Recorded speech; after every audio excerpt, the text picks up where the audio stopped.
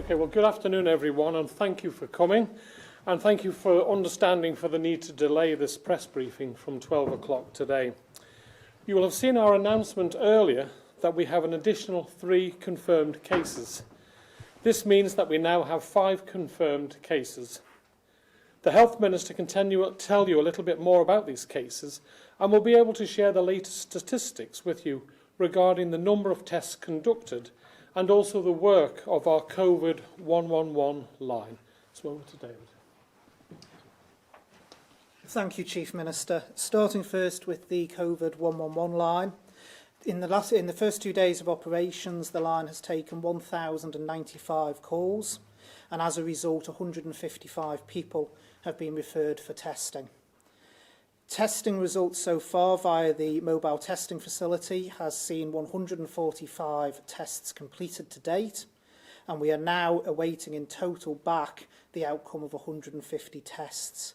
I'd like to take the opportunity to thank all of those dedicated staff that are continuing their absolutely sterling job of manning both the testing centre and the COVID 111 line.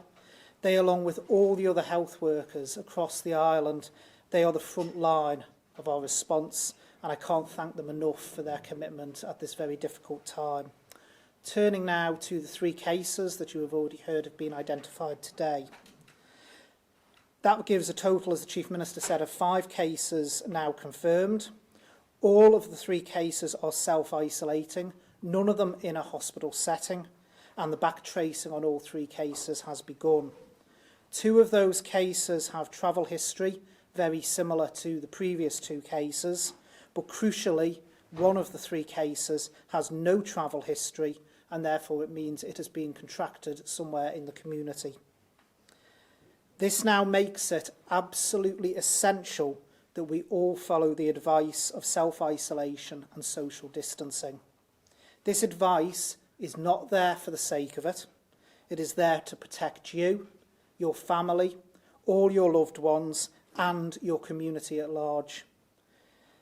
This community, the case today, fundamentally changes the situation, and I cannot stress enough how serious it is that people follow the public health advice that is out there.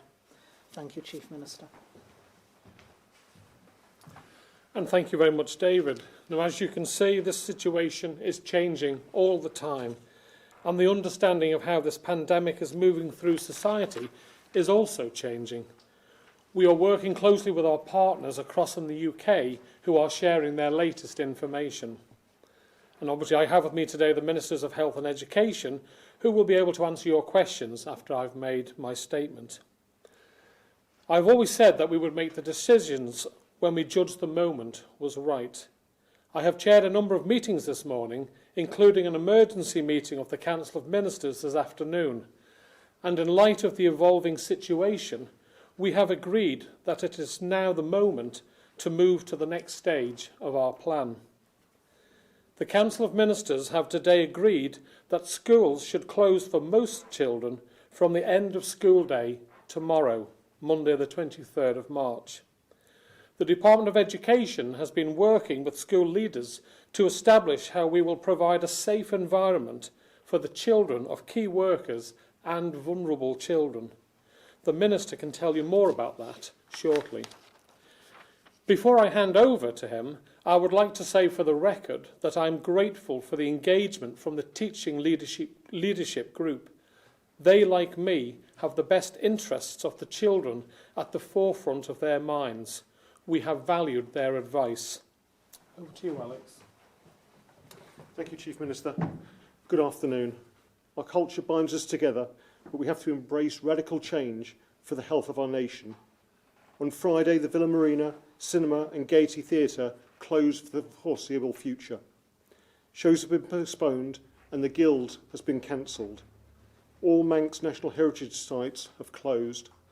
Shenniger's Dew and other important Manx festivals will not go ahead. And yet performers are already proposing safe outdoor events to keep our culture alive. Many sporting activities have ceased and planned competitions and events have been cancelled. On the advice of Public Health, the NSC and all regional pools will close from tonight. Due to this, I have to announce that the Manx Youth Games, which was due to be held on Saturday the 16th of May, will not go ahead. The Isle of Man Sports Awards, which was due to be held on the 2nd of April, has also been cancelled. We are all anxious and fearful of what damage this virus may bring, but our young people are suffering the fear of their friends and families, their education and their future. We've been working with all the relevant exam boards to ensure a level playing field for our students and their UK counterparts.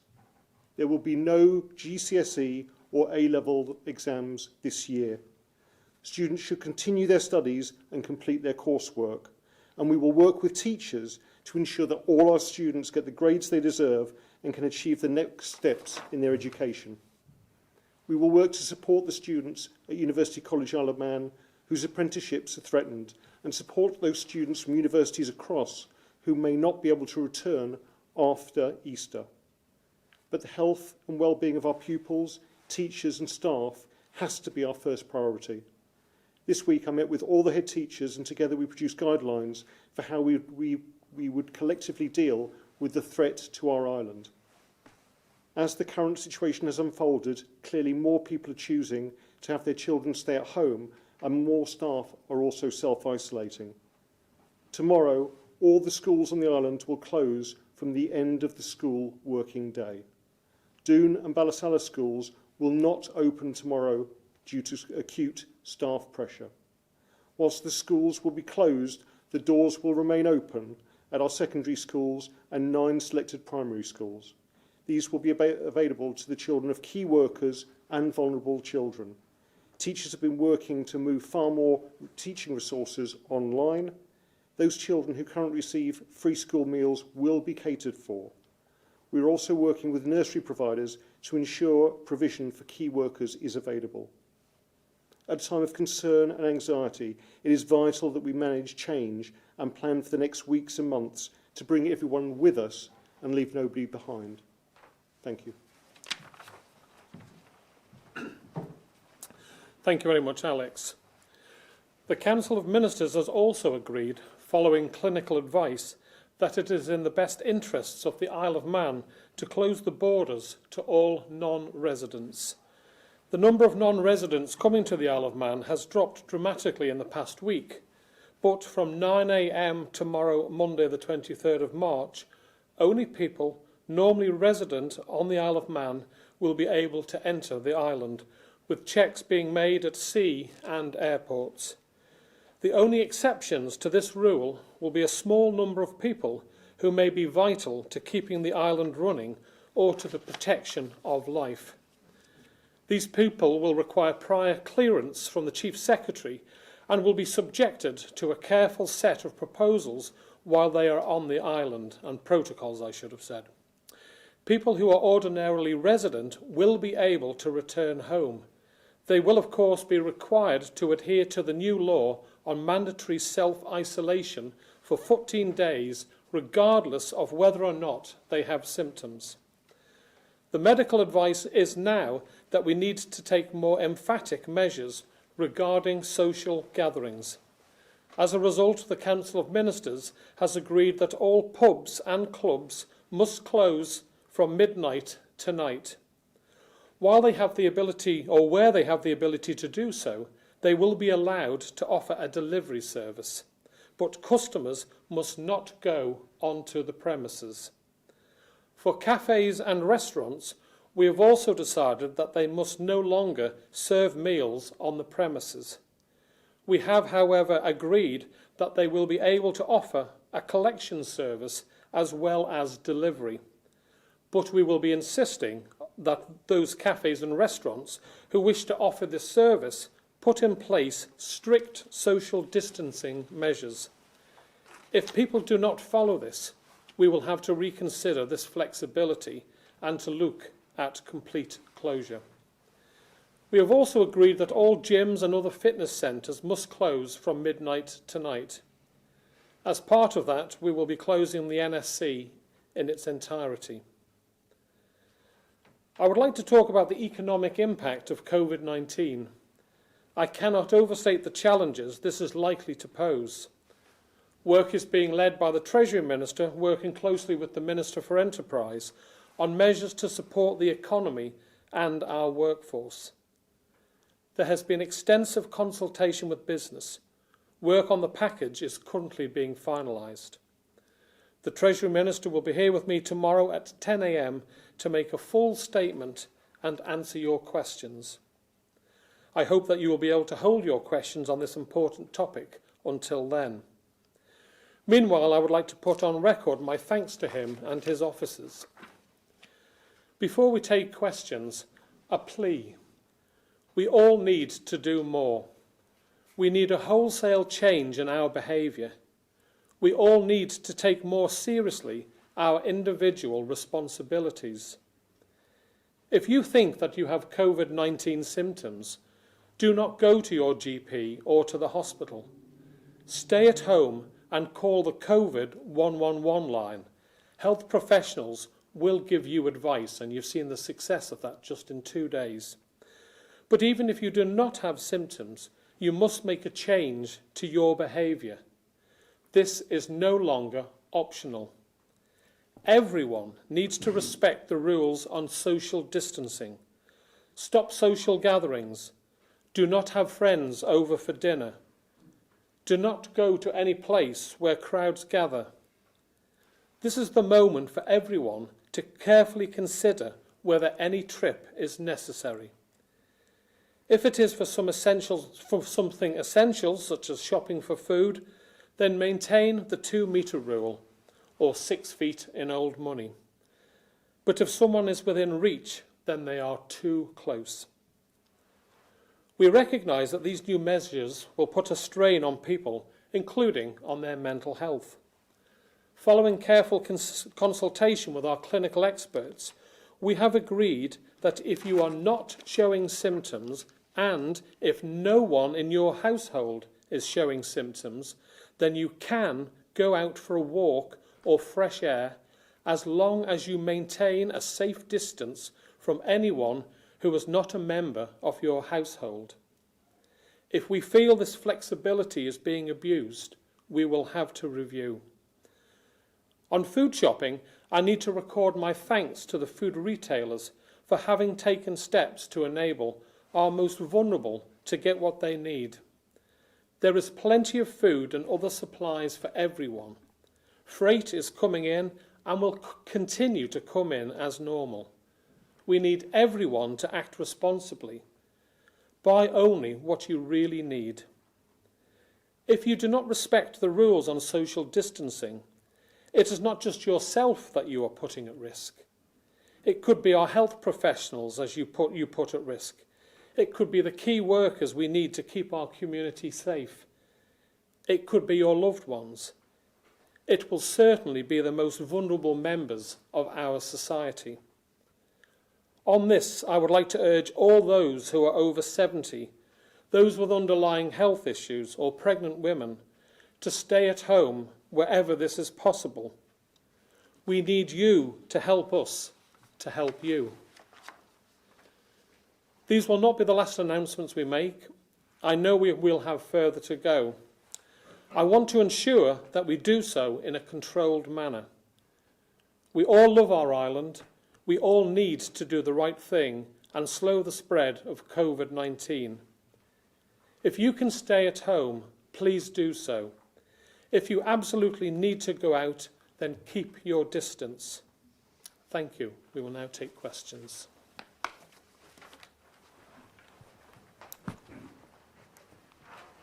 Right, 3FM. Yes, good afternoon. Rob Pritchard, 3FM. I'd just like to ask the Education Minister, with the news that these schools are set to shut and exams will be cancelled, I'd like to ask the Education Minister about how students doing their GCSEs and A-levels will be able to receive their grades in the coming months. Certainly, Chief Minister, that's a very good question. What we want to do is emphasise to all students that we are working very closely with the exam boards, as is the UK Government, to ensure that those students get the awards that they deserve so they can then progress on to further education. What we will be doing is working with all the various exam boards, looking at their coursework, looking at their predicted grades and finding the right way of actually making sure that those students get to go to the next stage. I'd like to direct this second question to the Chief Minister or the Health Minister. Obviously, we know the measures that health officials are taking during these tests for coronavirus, obviously to keep themselves safe and keep others safe. But as we've seen in the last couple of days, the police have reported a lot more reports of people breaking self-isolation, whether they're true or not. They're having to follow up on these. I'd just like to ask as well, what protection police officers have in the execution of their duty when they're following up these leads, just on the chance that someone who they do have to speak to may have the virus? Okay. David, do you want to comment on that? Yes, thank you very much for that, Rob. In relation to the police, where it is someone, it's the same rule as with health workers. If someone is showing symptoms, then they will be provided with the necessary PPE equipment in order to undertake those duties. So it's no different to health workers. Okay. Alex, you wanted to come in with some questions, huh? Quite simply for the Education Minister, why are schools staying open tomorrow? The evidence is that the virus is on the island. We know that it doesn't necessarily affect children in the same way as it affects adults. And we made the pragmatic decision to wait until the end of school tomorrow to give parents the warning time, the actual ability to drop them off, make other arrangements for Tuesday. We've been working very closely with all the head teachers today to use their flexibility to do this at a time when their own staffing levels are falling because of self-isolation. So it's a pragmatic decision to ensure that nobody was accidentally dropped off at school and left alone. If I can say, we've been learning from how others have handled this situation, and also you've got vulnerable children that will need looking after. The food for those children who are provided with food at their schools by the government, and also making sure that we understand who our care workers and who their children are, so that we can give out good information to enable the key people, that the key workers that need to carry on helping to look after us and help the island continue, that we have properly prepared them to know, so they know where their children go to, etc. It's a more controlled measure rather than just stopping it. And we've done this in working with the teachers, and I really do again thank the teachers for working with us on this and coming up with a solution. Right, Paul. Paul Moulton, MT-TV, probably for the Minister of Health. What more can you tell us about this person who's contracted the disease without being overseas? Because clearly people need to now know who it is. I know you've got all issues with giving names out, but it'll come out in social media within seconds, I'm sure by now. Surely we need every possible way of finding people who have met that person. I mean, even the police would say their race, their age, and if they're male or female, wouldn't they? I mean, you get something more than just somebody's got it normally, but I know we're in difficult times or whatever, but shouldn't we all be now trying to find and locate people who have had contact with that person? Well, I don't think it's, for a witch hunt for going and finding those people. We have to do the checks to make sure. The most important thing is finding out who they've been with. Did they fly in on the island? So we then have to go through. We don't know the person's name, do we? So how do we know? We do, but it's not for you personally to go and try and find out who was on the plane. This is what public health do. But of course, when we can give you the information, we will. But everyone has the right to their anonymity. Not everyone will want to post their sickness. But they might want to post. They could post, right? They could post now. We don't stop them. I personally wouldn't if it was me, but everyone handles it differently. If they wish to, that's their call. David, do you want to expand on that? Yes, thank you, Chief Minister. Patient confidentiality is key. You referred to Paul, they could post on Facebook. They could. That's their own personal information, and they can, if they wish to share that, then that's down to them. But it is not for us to make the decision on whether that's shared. The trace back is done professionally. It is not for members of the public to be going out trying to do their own trace back. It is done in a professional and logical manner by public health. So you cannot say male or female and age? So I cannot confirm any details other than what I already have, which it is someone who is self-isolating within the community. It is a mild case. All three of these cases, again, are mild. It does not require any hospitalisation or any hospital treatment, and they simply have to self-isolate until the symptoms pass. You very clearly said that this is a person that's contacted it, presumably here, on the Isle of Man. I am indeed, and that is why the situation today, as I've said at every press conference going along, I've been quite consistent on this, the moment we got a human-to-human transmission case on Ireland, the situation would change. The situation has changed, and that is what led to the announcements today. Mark's at the Okay. Chief Minister, good afternoon. What assurances can you give to parents of children about childcare arrangements now, particularly those who work in the service industry who can't work from home? Are there any provisions for childcare on the Isle of Man following this announcement today? Well, I think it's best that the Education Minister gives you that announcement. Yeah, I'd like to just confirm that whilst we're shutting schools, a lot of the other childcare facilities, particularly the private childcare facilities, will be continuing. We're working with nurseries again to ensure that those key workers who rely upon them still have access to them.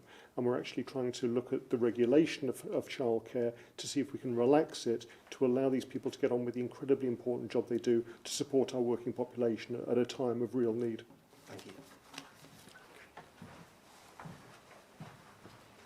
Thank you, Chief Minister. Josh Stokes, ITV. I'm just wondering if we could have a bit more insight into how social distancing can be enforced across the Isle of Man. Obviously, I know you're saying places are now closing, but people are still going to go outside and be around. I'm wondering if there's any kind of enforcement that's going to be put in place for people who are going to be out and about. Well, obviously, I can't have police in every location on the Isle of Man making sure that you keep your social distancing. Obviously, anyone coming to the island who is having to isolate for the 14 days because they may have symptoms or they've just come off the boat or the plane, the police will have a record of who should be self-isolating. So they will be able to check. They will be able to check that if they speak to someone, you know, should you be here, they can instantly check on the database to see whether or not that person should be out and about. But it really is common sense. If we, as an Isle of Man nation, follow these rules on the isolation, we will come through this well. If people break the rules and regulations, as I've said in my speech earlier on, we are letting everyone down. That is how it is spread. It could be how you catch it. It could be how you give it to your friends or your vulnerable neighbour. So it's a call to everyone to be sensible. Yes, if we catch people blatantly violating this rule, we will go after them. We have the powers to fine or imprison. But it can't be just us having the police going around trying to catch people. Everyone should think now, it's on the island, we've had our first case of person to person rather than someone having to travel off island. It's in everyone's interests, no matter who you are, even yourself, if you're just a selfish person, to think, if I don't follow these rules, I could get it. And I'm sure they don't want to get it. So it has to be everyone taking responsibility for themselves and their fellow residents of the Isle of Man. My second question is to the Health Minister. Health Minister, I just wanted to ask really, we've had confirmed cases now and it's gone up to 5 now quite quickly, you could say, on the Isle of Man. I'm just wondering if you've got an idea of how many more confirmed cases you're preparing for over the next week or so, shall we say? It's just like a number that you're preparing for, you can expect to see over the next week, 2 weeks, whatever. It's one of those questions, Josh, that's impossible to actually answer because we have tests outstanding. As I said when I spoke, 150 test results outstanding.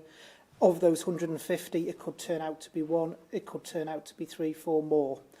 What we are doing as a health service is we always prepare for worst case scenarios. I've spoken to you before about the planning going on in the health service. That planning continues, and in fact it shows why we needed to put that planning in place in the first place. Just following on from what the Chief Minister said, the key message from the Department of Health and Social Care was there in the Chief Minister's statement. It was, we need you to help us help you. That is the key message. When it comes to self-isolation, social distancing, we need people to be able to help us to manage this. And as a community, we need to pull together in order that we can do that. Do you think people will? I have great faith in the Isle of Man community. I always have had. And as I've said at previous press conferences, I have been bowled over by the amount of individuals, organisations that have come forward to try and help. But now is the time for everyone in our community to step up to the plate. And if people do, then we'll be able to tackle this. June, if you'd like to come on then, Alex. If I could just add to that, there's been an awful lot of fake news going around. I got an email today saying there's numerous coaches going around the island. Well, they might have been around the island days ago, but they've all left the island. They were here before we brought in the 14-day ruling on people coming to the island. So I would just ask people to be responsible in what they're posting on social media, because is it true, is it factually correct, or is someone down the road giving you a half-garbled message? That's how we panic people, and we've got to be sensible about this. So there's a clear one. 3 coaches, someone said, on the Isle of Man today, absolutely disgraceful, straight off the boat. Well, absolute rubbish. 3 coaches have gone back. They were there on the island already when we announced it. That's fake news, folks. And we just got to be careful that we, as an island society, are responsible for this is for the people out there listening to this, that they are responsible with what they post, because it's only upsetting people who will get really... There are some people who are isolated, living on their own, seeing these postings, which are totally untrue, and getting really upset about it. So those people who are doing social media, social postings on Facebook, etc., please, can they think twice before they put a posting that they may have no clue as to whether it's true or not? Ewan. Thank you, Chief Minister. The first question really is for the Health Minister. He said that the cases we have at the moment are mild and those patients are self-isolating at home, which is obviously good news that they don't require hospital. How prepared is Nobles Hospital? Because you're obviously planning, you always plan for the worst case scenario. And are you at a stage where you will be looking for retired professionals to come back? Are they on standby in case they are required? Okay, David. Taking the last point first, if I may, Ewan, in terms of the retired health professionals coming back, yes, that is already underway. It's been underway for quite a substantial period of time now. We've been putting in place the various indemnity cover they need, because obviously they're no longer practicing health professionals, which has taken some time. But yes, those plans are now very well advanced. And in relation to the Nobles Hospital preparation, you'll remember Dr. Ransom, our medical director, was here yesterday, and she explained about what was going on in wards 1 and 2. That is part of the preparations, and also ICU as well has been undertaking preparations. So we are prepared. The department has been preparing basically since February, that we may well have had confirmed cases, and that preparation is now paying off. Thank you. And second question, probably for the Chief Minister. Yeah. He mentioned obviously that bars, cafes and things will be closing, permitted to do takeaway food. We had somebody raise concerns with us today about the enforcement of the health standards. While they were stood in a queue this very lunchtime, people were stood a couple of metres apart, but when they come to pay, cash was handed, no gloves were worn, and all the condiments, such as the ketchup, the mayonnaise, was all there for everybody to put their hands all over. Will the Public Health Department be out and about ensuring that people are following these hygiene guidelines? Thanks, Joe. It's a really good point, so thanks about that. Yes, we will ensure that spot checks are made. We'll also be having police going around. We'll be having, obviously, people reporting it back to us. We are trying to help the people that not everyone is a cordon bleu chef, let's be honest. And if they're used to buying takeaways, then I'm fine with that. But we have to be sensible about this, folks. If people abuse it, and it could be a way of spreading it, then we will have to stop it. So we are genuinely trying to be as helpful as possible here, but ensuring that we don't allow this to cause the spread. And if people do the 6 feet or the 2 metres, however you like to work in, whether it's feet or metres, then that will work. Otherwise, we might have to say, right, no one can go to pick up food, and it'll just have to be people dropping off food orders to people's houses, and that will obviously slow down the availability with people doing delivery service, and then they will have to be sensible. They will have to deliver it and walk away, and obviously as much payment by credit card is going to be key on this one. But thank you very much. Alex, I think you wanted to come in. Just one more. Sorry, Education Minister, I've got my breath back now. So it's for the Education Yeah, Minister. Education Right, Minister. Alex, would you like to take over? Just some clarity, you said there were 9 schools going to be open tomorrow. Just wondering what exactly they'll look like, what will be going on in terms of functions, and what protections are going to be in place for teachers who are still on staff there. Yeah, that's a very good question. As I said at the outset, the safety of staff and pupils is our priority. The 9 primary schools are the ones that have all the facilities for those children who may have special educational needs, and we need to make sure that those facilities are still available. It means that those children of key workers and vulnerable children may not be going to their usual school. They may be going to the nearest school available, and we'll be working all this out over the next 48 hours with all the head teachers who've been incredibly supportive. We'll need to transfer staff to work in different locations. We'll need to make sure that the support staff are working in different locations.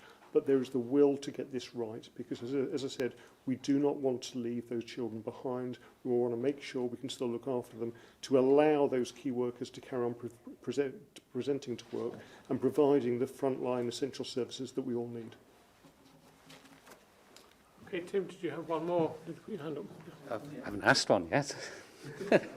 I'm going to use this mic because it looks a bit crowded over there, and I'm taking on board the social distancing requests. But we've had reports and, again, a chance to shoot down fake news, if it is, of camper vans at Glenwillan. I've seen cars coming in from the south of the island with families packed in them. People don't seem to be getting this social distancing message out there. How, as a government, are you going to really reinforce how important that is? I know through these press conferences, one avenue, but the message just doesn't seem to be getting through somehow. Well, you hope it is. Most people, I think most sensible people, it is getting through, but not everyone, sadly, is sensible. For example, yesterday, the Isle of Man newspaper's courier came through your letterbox, and on that was the cover page was all about COVID-19 and what to do. Obviously, we're doing social media where we're doing adverts on the radio stations on a regular basis. We can only do so much, and I would hope that everyone listening to this gets the opportunity to discuss it at a distance from their neighbours, but to pick up the phone. If you've got an elderly parent living on their own, or a neighbour living on their own who you think might just not have heard, then pick up the phone and just let them know that what's being done and the rules and regulations that they need to follow, or go on our website. So we're doing our absolute best, and if anyone has an area that we haven't thought, then I'm happy to look at that. Getting inundated with questions, it's difficult to pick them out, the two we're going to put, but the other area... Well, I have said, because this is key, yeah, significant announcements today, that I would allow more, though I do have another meeting to go to, which is very important. I think all meetings are at the moment, aren't they? The other concern, I think, is now with shopping, going to the supermarket, because they're going to be the areas maybe of the greatest congregation, the greatest gathering of people. Are supermarkets being cleaned, the shelves, the floors? There's concern that they haven't got enough time because they're so busy turning stock round that they're not actually maybe cleaning as well as they should be. Well, I have to personally say I haven't had a chance to go into a supermarket, though I made it earlier this afternoon, first time in a week. I did manage to go down to Marks and Spencer's a couple of days ago and to see that there was a good supply of food on the shelves when I went down there. So I can't really comment from a personal perspective, but of course, as a government, we have been speaking to them, and they have been very, very helpful. All of our island food retailers have been really caring and wanting to ensure that the vulnerable people on the Isle of Man get their supplies. I am sure they will be carrying out regular cleaning, but I'll maybe ask David to come in and just clarify what's expected. Thank you, Chief Minister. As you can imagine, I've had quite a few conversations with retailers, and the retailers have taken their responsibilities exceptionally seriously. You'll have seen in the press that all the big retailers in the UK have been issuing guidance on what they're doing, how they are keeping their stores clean, how they've done reduced opening hours in order to be able to do so. That is no different here in the Isle of Man. The retailers realise they have a responsibility to fight this just as much as anyone else, and I would actually like to thank them for the engagement they've had, both with public health and the wider Department of Health and Social Care. Thank you. Okay, Paul, did you want to come in with one? Yeah. The drawbridge is coming up now. Fly flying services, are grounding across the world now. If a point comes when there is no airline services, will people who are coming back to home from all around the world, basically, I know people are coming in, will they still have access? Will the steam packet still allow that? And can people still leave the Isle of Man but no, they have to self-quarantine on the way back? Do you see a point, in other words, when the drawbridge completely goes up? Yeah, I see where your point's coming from, Paul. Obviously, we've got probably 1,000 of our young people away at universities who will be coming back in the near future. I think if you're going to leave the island, unless your trip is absolutely necessary, you shouldn't. Simple as that, because you do not know when. You know, I give you everything that we know, the latest thinking when we do these presentations, but you can see how fast, I mean, people complain he's saying fast and fluid again, how quickly we have to make decisions. So if you are prepared to leave the island, to go somewhere where coronavirus is maybe at a greater presence, do not be unreasonable when we say, if we have to say in the future, I'm sorry, but no one, for a period of 6 to 12 weeks, no one can come onto the Isle of Man unless it's an emergency worker, say the power station, a specialist part and the gas turbine has broken or something. That's the only sort of person that we would allow back, so there would be no exceptions. So if people think they can just continue to go on and off the island and quarantine for 14 days and that's how they want to live their life, well, that's a gamble they are taking. We've said no to anyone who's not a resident of the Isle of Man. We would encourage our young people, if they want to come home, to come home. They were coming home anyway. Now's the time that they would be coming home for the end of term. But I cannot give any guarantee that in the future we do not.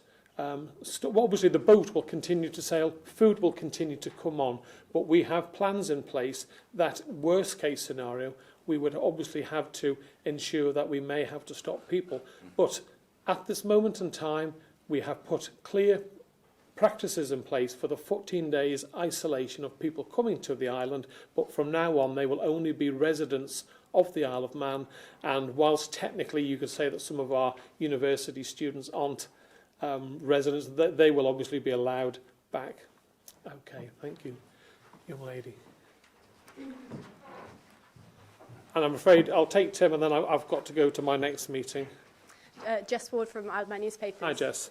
We've heard quite a lot of concerns from teachers and parents who are saying that they have not received enough support for their students in terms of not getting posters about what coronavirus is and how to wash their hands, why they're washing their hands, that sort of thing. And they're also, certainly from primary schools, not having anyone who's trained in mental health to go in and speak to the children and go through their sort of fears too. So I'm just wondering, in terms of these 9 schools now, what are you going to be providing in terms of those sort of things? Right, well, I'll bring in Dr. Anza. I'm surprised about the hand washing because I personally checked myself. I've spoken to the schools that I know are hand washing trials going on with their young people, and they've all said, yes, I've had a couple of emails about a week, 10 days ago about this, but I haven't had anything recently. So, Alex, you might want to expand on that. Certainly. Thank you very much for your question. It has been an issue, obviously, always getting young people to wash their hands and carry out hygiene. It was something, even at the beginning of last week, that we emphasised to schools to use the public health posters that were available to try to emphasise hand washing as the simplest measure. We do have issues, you're quite right, in terms of hand sanitisers, but what we're trying to do now that we're consolidating the schools is really centre that hygiene in terms of providing any protection that those schools need. In terms of mental health services, again, I think students across the board are under an awful lot of stress, and so the Department of Education are working with the Department of Health and Social Care to ensure that those mental health facilities are there, that we can deal with those anxieties, not just for the students here, but those Isle of Man students who may be coming back from university over the next week, not knowing their future, not knowing whether they will return at the end of Easter. So it is a very good point, and we will be making a real emphasis on looking after these people. And I'm also thinking of the children now that schools are closing. They're going to go into self-isolation, yes. And they might not have been equipped or given the right tools to kind of go through all these emotions that they're feeling. So I'm wondering, how are you going to do that? Is there going to be any online counselling for them? Or Indeed. I mean, the Department of Health and Social Care have already got online counselling for young people that was set up several months ago. And I'm sure the Health Minister can comment on the package that's being put in for both young people and older people during a time of real stress. But one of the other things that we'll be doing, that some of the schools will still be open, and they'll have lists of pupils that they can contact by phone, contact by Skype, and support at home. And so even though the schools are closing, the doors are open, and that contact and that ability to reach out to those pupils will still remain. Do you know where they can access that, just off the top of your head, just so they can have a look at that? So online, it's the one we've already publicised, which is the Cruth, that they can access. And obviously education will be putting out information in relation to the schools and the contacts there very shortly. My other question... I think also the Minister mentioned in his speech to you that teachers would be doing work from home, and we need to look at how we come up with teaching methods to help if that is felt necessary. But I think the questions you're asking clearly shows why just shutting a school with only a short notice is not a good thing to do, and why having the school tomorrow and then closing it is a far more balanced measure for all, really, to try and look after the vulnerable in our society. My other question is to do with teachers in the industrial incident. You know, have you got teachers' support at the moment, and has that been resolved? Again, a very good question. During the last 2 weeks, we've had lots of discussions with the teaching unions, all of them, and we've had a lot of help from Treasury and from the Office of Human Resources. A deal was put on the table. Unfortunately, we couldn't get all the unions to agree to it. Those unions, obviously at a time of crisis, as we've got at the moment, have agreed to call off some of the actions they were taking, but we haven't resolved their underlying problem. And we now have to look at this problem and deal with this and come back to that at a future point. Okay, thanks. Okay, and before I bring in Tim for the final one, can I also say I got a lovely letter from one of the unions, teaching unions, who clearly wasn't going to make an issue, or whilst this situation was going on, they were wanting to work with us as a government to look after the young people of the Isle of Man, and of course look after their members too. And for that, I am very grateful that no one has tried to use this situation, and it was a genuinely lovely letter to get at a really tough time. Tim? Yeah, one analogy he put to me was that people are going in and being really disappointed when they can't pick up goods because the shelves are empty, and made the point that for the poor and vulnerable, that's how they feel every day of their lives. So my question really is, how much care, how much reassurance can you give to the vulnerable in our society, people with learning disabilities, special needs, etc.? Because I think we need to think of them, obviously, at this time. Yeah, and that's why we are keeping the schools open, to ensure that those young people who have special learning needs, the 9 primary schools that are specifically being kept open, all have that teaching facility. And that's why we've done so much thought into what schools do we keep open, what schools do we close, and obviously the secondary schools have those facilities too. And as a wider group of people, we are obviously working to ensure, and with the third sector, we can't do this on our own, working with the public to look after vulnerable people, working with the third sector, the charities, to help come up with schemes to look after the vulnerable. We all know as a collective nation who they are, and it's that thing of working together, the community working together to look after these vulnerable people. David, did you want to add anything from the social care? I've just done my bit, Chief Minister, about the charities and the third sector. Okay. Well, thank you all very much for coming. I'll see you tomorrow at, I think we said 10 o'clock, where the Treasury Minister will give you a lengthy update on the proposals put forward to help businesses affected and people affected by this outbreak. Thank you all very much.